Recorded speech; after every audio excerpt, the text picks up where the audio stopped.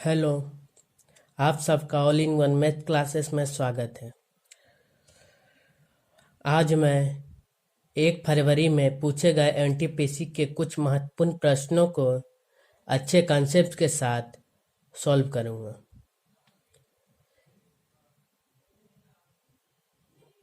देखिए, पहला प्रश्न, 12,400 रुपया की एक धनराशि एक निश्चित साधारण ब्याज की दर पर 3 वर्ष में बढ़कर 14,632 रुपया हो जाती है, तो वार्षिक ब्याज की दर ज्ञात करें। ठीक है, तो दर ज्ञात करें।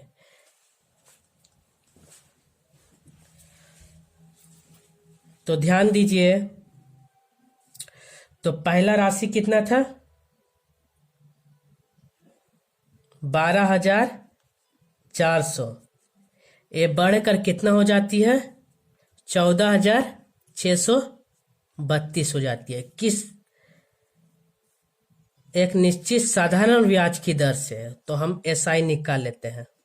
एसआई कैसे निकलेगा? 14,632 माइनस 12,400। इसको डिवाइड माइनस कर दीजिए, घटा दीजिए।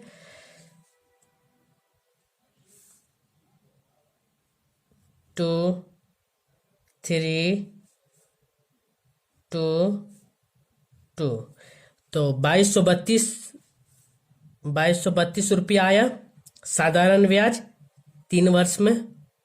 ठीक है, तो अब हम क्या निकालना है? कितने प्रतिशत की दर से बढ़ रहा है। तो एक साधारण ब्याज का फॉर्मूला है, तो S I equal to P into R into T by 100। ये साधारण ब्याज का फॉर्मूला है। ठीक है, तो हमको निकालना क्या है? तो रेट। तो rate equal to 100 into S I बटा पी इंटू टी। तो रेट का फॉर्मूला ये होता है। ठीक है, अब रेट का फॉर्मूला पे मान सबको बैठा दीजिए। तो बराबर 100 इंटू साधारण ब्याज कितना है? साधारण ब्याज कितना है? तो 2232 है। ठीक है, 2,232। मूलधन कितना है? 12,400। और समय कितना है? 3 वर्ष के लिए। अब इसको सॉल्व कर दीजिए। तो 1010 कट गया।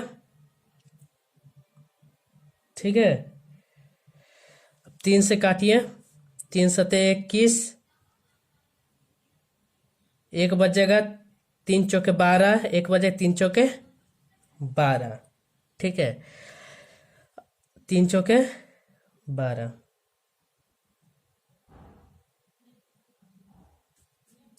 100। 1010 कट गया। अब 124 से 744 को काटिए। कितने बार में? 6 बार में।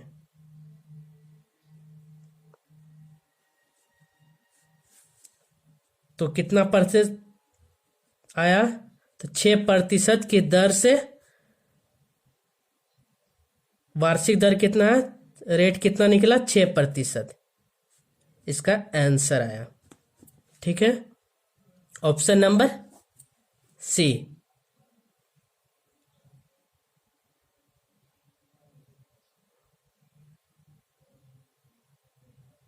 ऑप्शन नंबर सी।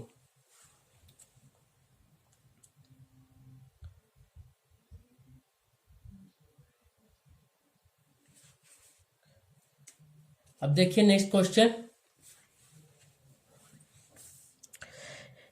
1/3, 4/3 और 3/4 का योग ज्ञात करें।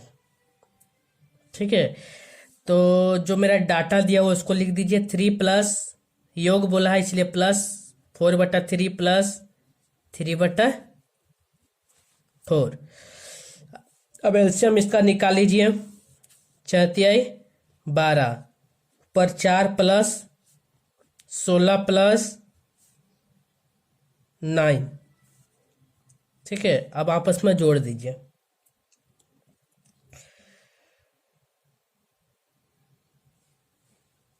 सोलह चार 20 और 9 29 बटा 12। तो इस प्रश्न का आंसर 29 बटा 12, ऑप्शन नंबर ए। ठीक है,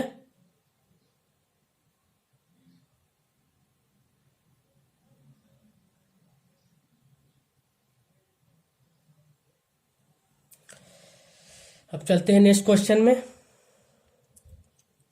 ध्यान दीजिएगा।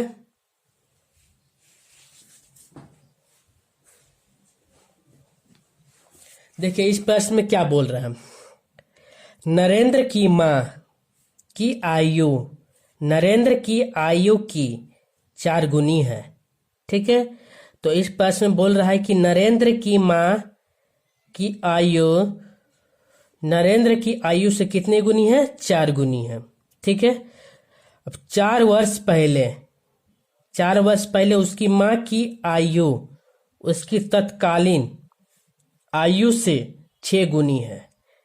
ठीक है, 4 वर्ष पहले अभी जो उसका आयु है उसका 6 गुना है। ठीक है, तो उन दोनों का अभी वर्तमान में आयु कितना है वो ज्ञात करना। तो ध्यान दीजिए। ठीक है, नरेंद्र की मां M बराबर नरेंद्र N। ठीक है, तो नरेंद्र की मां की आयु नरेंद्र की आयु से 4 गुनी है। अगर हम नरेंद्र की आयु x मानते हैं तो उसकी मां की आयु कितना हो जाएगा? 4x। क्यों? क्योंकि 4 गुना हम। ठीक है,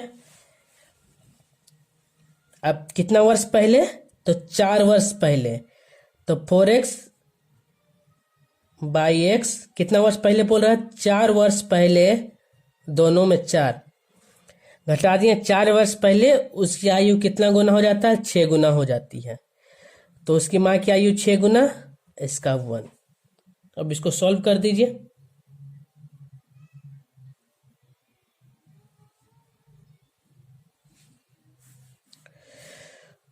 तो 4x माइनस 4 बराबर 6x माइनस 4। 4x माइनस 4 बराबर 6x माइनस 6 चौके 24। इसको इससे सॉल्व कीजिए तो 2x बराबर +4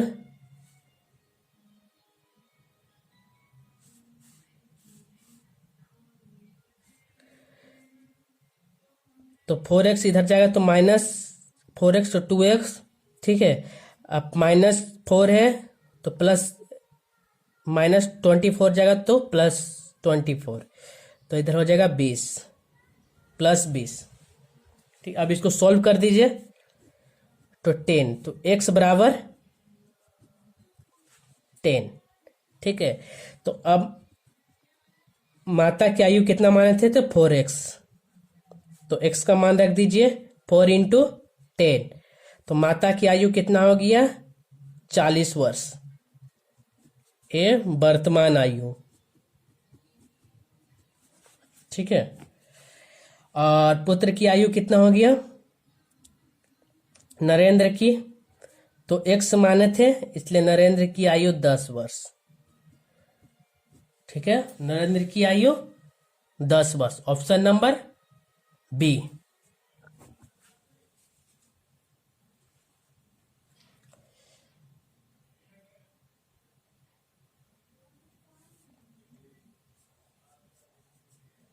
ऑप्शन नंबर बी। अब देखिए नेक्स्ट प्रश्न।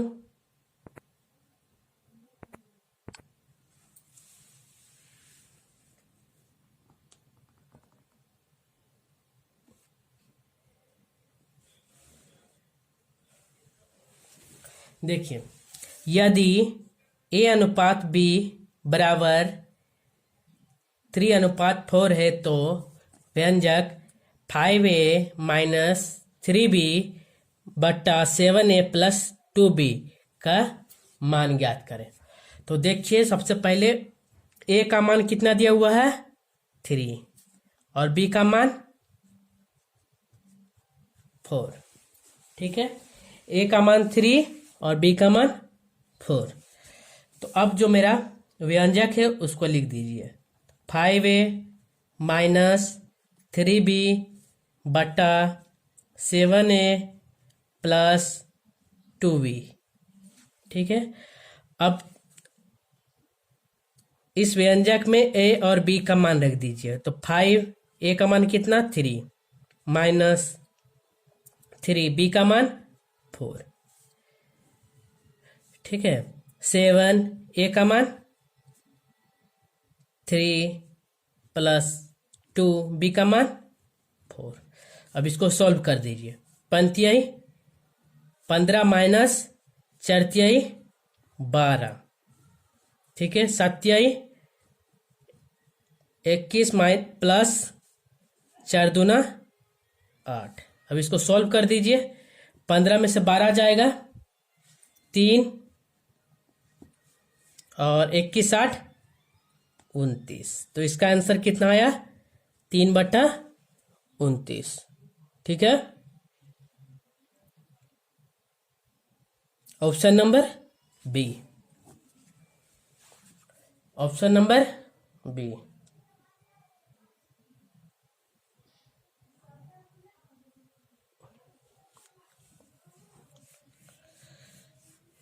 अब देखिए नेक्स्ट प्रश्न।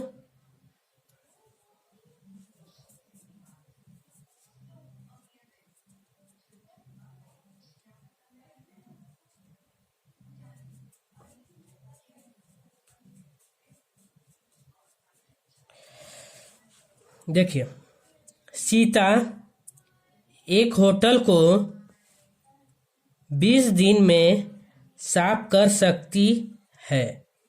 रीता उसी होटल को 30 दिन में साफ कर सकती है।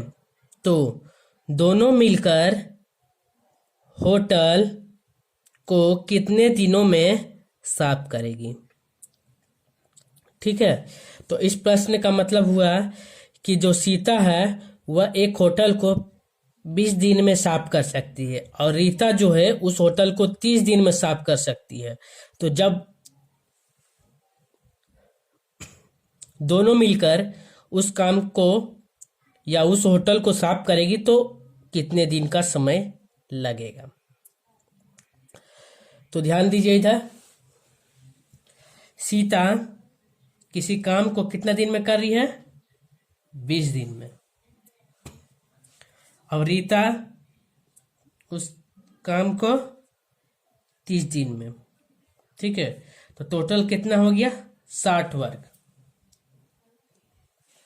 ठीक है, टोटल कितना हो गया 60 वर्ग।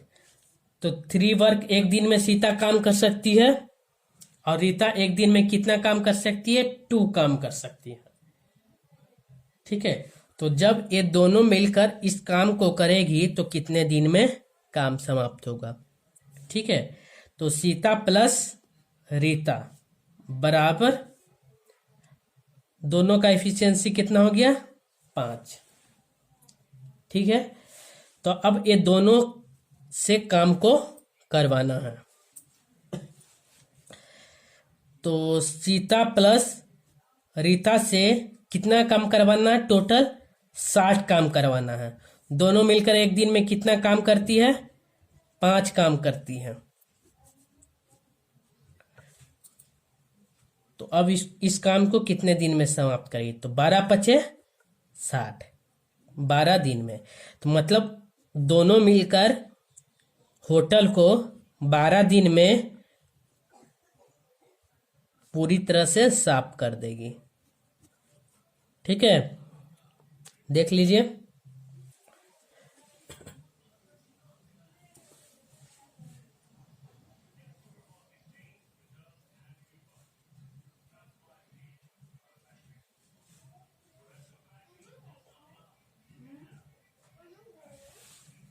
ठीक है, देखिए इस क्वेश्चन का मतलब क्या था कि सीता एक होटल में काम करती है। ठीक है, सफाई का काम करती है और उस होटल को वह 20 दिन में साफ कर सकती हैं। ठीक है। और जब रीता को उसी होटल में लाया जाता है तो उस होटल को रीता कितने दिन में साफ कर सकती है? 30 दिन में साफ करती है। ठीक है। और जब वो दोनों को साथ मिलकर काम करने के लिए बोला जाता है तो उस काम को वह कितने दिन में समाप्त करेगी, यही पूछा है। ठीक है। तो सीता उस होटल को 20 दिन में साफ करती है और रीता उस होटल को 30 दिन।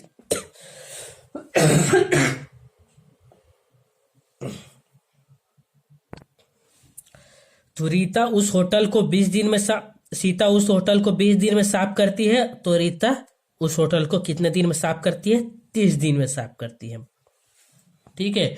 तो टोटल वर्क कितना हो गया? 60 काम हो गया। ठीक है। तो सीता एक दिन में 3 काम करती है और रीता एक दिन में 2 काम करती है, और दोनों मिलकर एक दिन में कितना? 5 काम करती है। ठीक है। तो दोनों मिलकर, दोनों से काम करवाना है तो दोनों मिलकर 60 काम को कितने दिन में करेगी?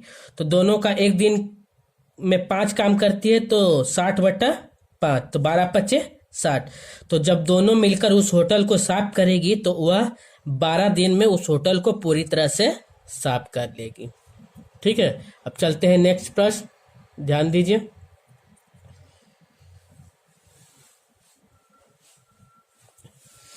देखिए क्या बोला हम, व्यंजक का मान ज्ञात करें। ठीक है। तो सबसे पहले क्या दिया है? 6+3/3 -5×4+5 = ? ठीक है। मतलब ये जो मेरा व्यंजक दिया हुआ है इसको पूरी तरह से सॉल्व करके आंसर निकालना है। तो ध्यान दीजिए, जो व्यंजक मेरा दिया है उसको लिख लीजिए। तो 6+3/3 -5×4+5। ठीक है। 4+5। तो सबसे पहले बोर्ड मास BODMAS।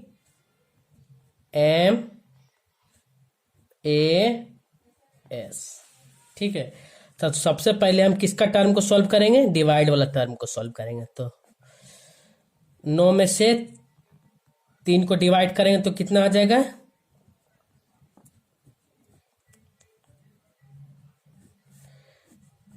3 आ जाएगा। तो 3 - 5 × 5×4 = 9।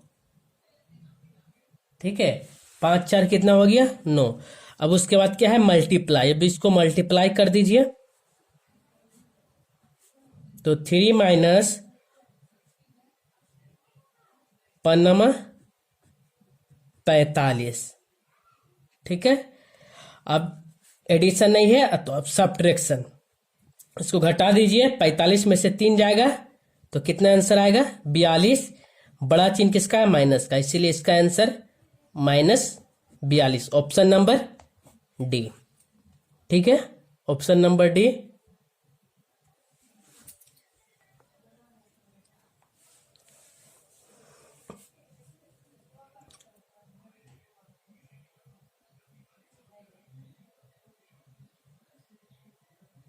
देख लीजिए एक बार और। व्यंजक का मान ज्ञात करें। तो व्यंजक क्या दिया है? 6+3/3 -5×4+5। ठीक है। तो जो मेरा व्यंजक दिया है उसको लिख लीजिए एक बार। तो 6+3/3 -5×4+5।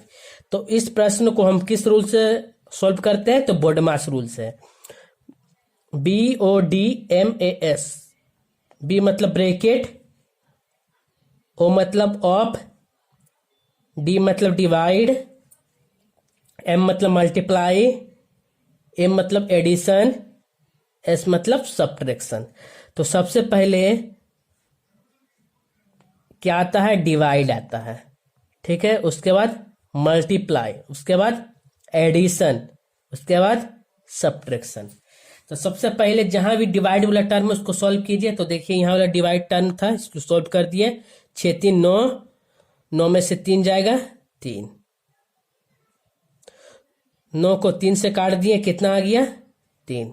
ठीक है, 3 तिहाई 9 -5 इंटू, अब इसको सॉल्व कर दिए, 5 4 9। ठीक है, तो यहाँ 9 लिख दिए, 3 माइनस 5 इंटू 9, इसको मल्टीप्लाई कर दिए, 9 पचे 45, तो 3 माइनस 45। अब इसको क्या कर दिए, सब्ट्रैक्ट कर दिए, मतलब घटा दिए।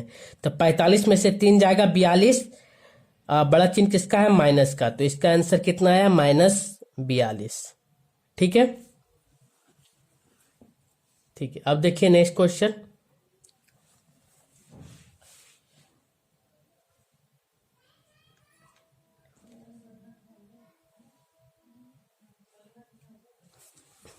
देखिए क्या बोला है, 12 into 15 comma 15 into 21 comma 21 into 12 का हमको क्या ज्ञात करना है, मासा ज्ञात करना है।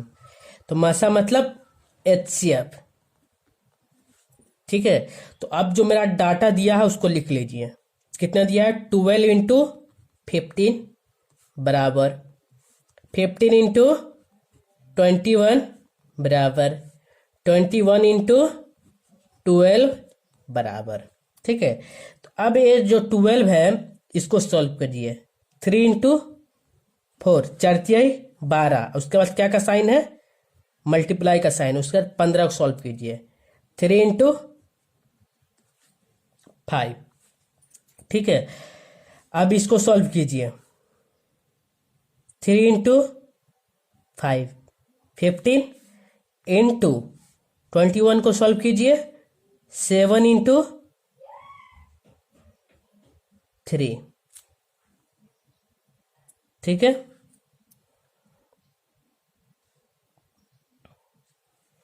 अब इसको सॉल्व कीजिए, 3 इंटू 7 7 21 इंटू 12 को सॉल्व करिए, 3 इंटू 4। ठीक है, तो HCF जब भी हम निकालते हैं HCF, तो हम क्या ढूंढते हैं, common factor. Common factor, common factor मतलब इसमें से जो दिया हुआ डाटा है इसमें से कॉमन कौन है। ठीक है, तो देखिए यहाँ तीनों डाटा है, तीनों में कॉमन कौन सा है, तो यहाँ देखिए तीनों में कॉमन मेरा आ रहा 3, उसको सर्कल कर दीजिए। ठीक है, उसके बाद देखिए 4 तीनों में नहीं है, 2 ठोम 4 है। उसके बाद 3 देखिए, 3 यहाँ भी 3 तीनों में कॉमन है, तो इसको हम क्या कर दिए, सर्कल कर दिए, गोला कर दिए। ठीक है, अब देखिए 5 भी तीनों में कॉमन नहीं है, जो कॉमन था हम उसको लिख दिए। तो HCF मेरा कितना आ गया,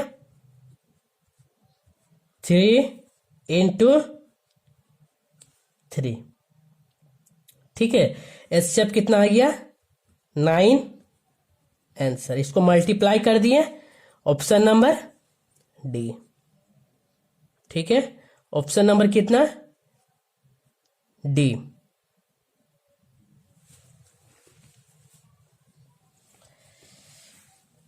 ठीक है, एक बार और देख लीजिए क्या दिया था, 12 इंटू 15 15 इंटू 21 21 इंटू 12 का मासा ज्ञात करें, HCF ज्ञात करें।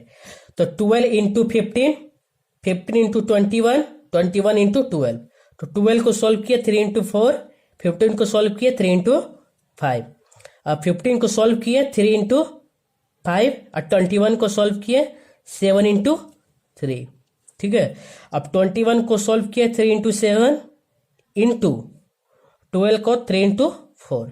ठीक है, अब इसमें क्या किए, हमको ज्ञात करना है HCF। तो HCF का मतलब होता है कि हमको कॉमन फैक्टर इस टर्म में ढूंढना है।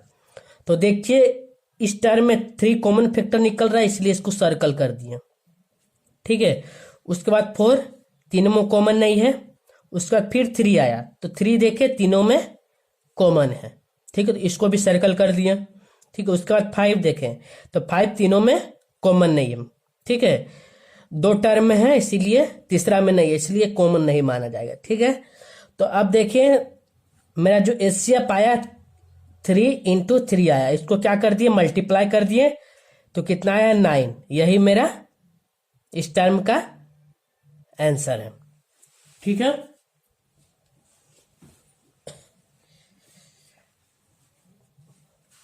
ठीक है, ये थे कुछ प्रश्न जो एनटीपीसी 2021 में पूछे गए थे, ठीक है। अगर आपको वीडियो अच्छा लगा है तो प्लीज़ इस वीडियो को लाइक और शेयर करें और इस चैनल को सब्सक्राइब करें ताकि आगे का नोटिफिकेशन जल्द ही आपके पास पहुंच जाए, ठीक है। अब नेक्स्ट क्लास में इसी तरह एनटीपीसी में पूछे गए कुछ महत्वपूर्ण प्रश्नों को आपके सामने सॉल्व करूंगा।